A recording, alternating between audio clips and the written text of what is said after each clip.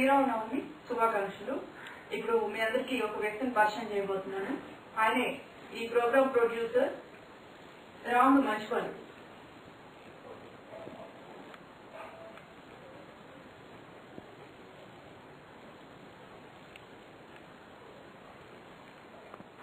శ్రీరామనవమికి రాముడికి పానకం వడపప్పు నైవేద్యంగా పెడతాము. సో ఈరోజు మనం పానకం ఎలా తయారు చేయాలి, అదేవిధంగా వడపప్పు ఎలా తయారు చేయాలో తెలుసుకుందాం. సరేనా?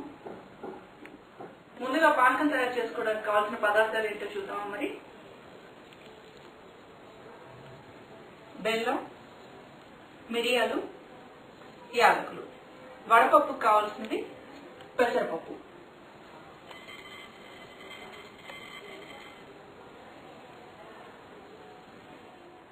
పానకం ఎలా చేయాలని నేర్చుకున్నాం. ముందుగా 2 గ్లాసులు నీళ్ళు తీసుకోండి.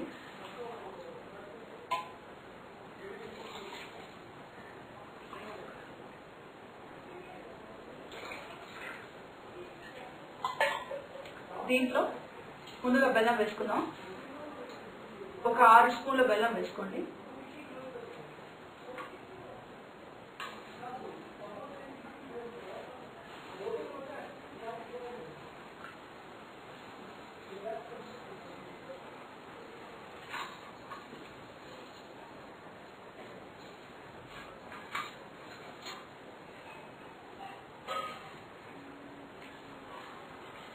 అది నీళ్ళల్లో సరిగా కరిగేట్టుగా కలుపుకోవాలి.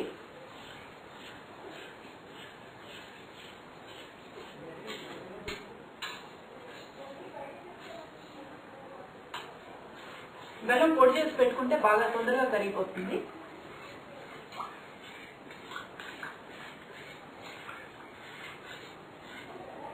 ఇప్పుడు ఈ కరిగిన బెల్లం నీళ్ళలో సరిగా కరిగిన తర్వాత 1/2 స్పూన్ మిరియాల పొడి వేసుకోవాలి. దాన్ని కూడా బాగా కరిగేట్టుగా కలుపుకోండి.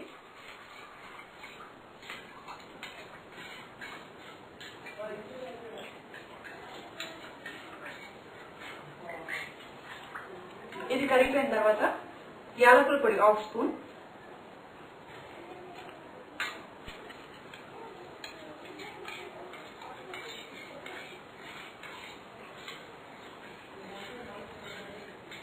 ఈ 3 బాగా కలుస్తాయి. నైవేద్యానికి పానకం రెడీ అయిపోయింది. వడపప్పు ఎలా చేయాలో చూద్దాం. ఇప్పుడు ఇది పక్కన పెట్టేద్దాం.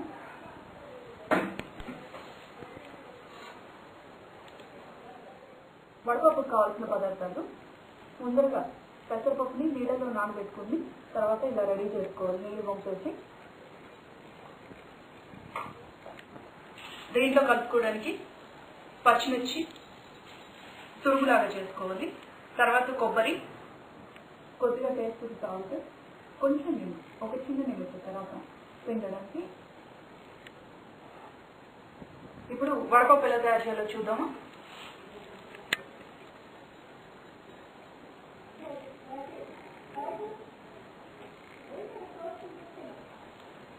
ఇప్పుడు ఈ నానబెట్టుకున్న వడపప్పులో 4 స్పూన్ల కొబ్బరి,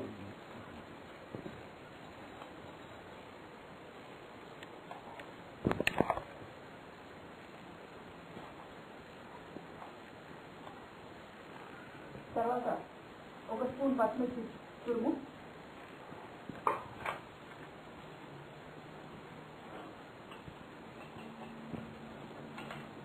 టేస్ట్ సరిపడినంత సాల్ట్,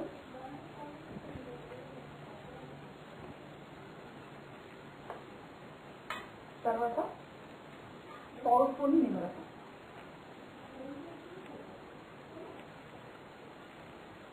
ఇవన్నీ వేసి బాగా కలుపుకోవాలి.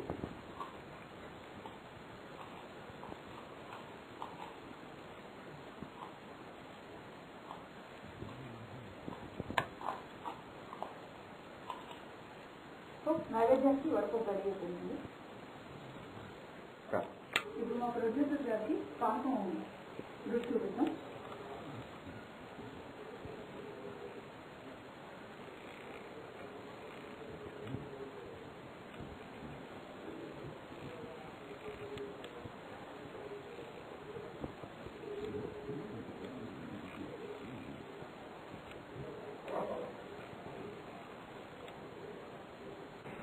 पिबरे रामरसं रसने पिबरे रामरसं